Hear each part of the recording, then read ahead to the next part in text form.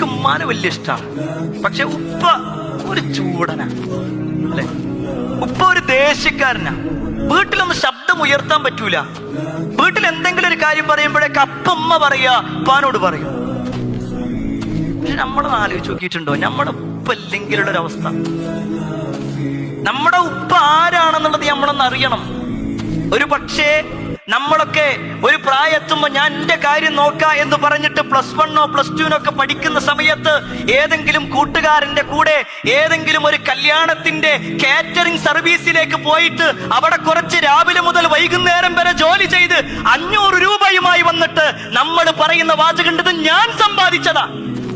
500 രൂപ നമ്മൾ സമ്പാദിച്ചതിന് വലിയ ശബ്ദമുയർത്തി നമ്മൾ സംസാരിക്കുമ്പോ 5000 അല്ല, 50,000 അല്ല, 5 ലക്ഷമല്ല, നമ്മുടെ ജീവിതത്തിൽ ഇന്ന് വരെ നമ്മൾ കഴിച്ചതും കുടിച്ചതും ധരിച്ചതും എല്ലാം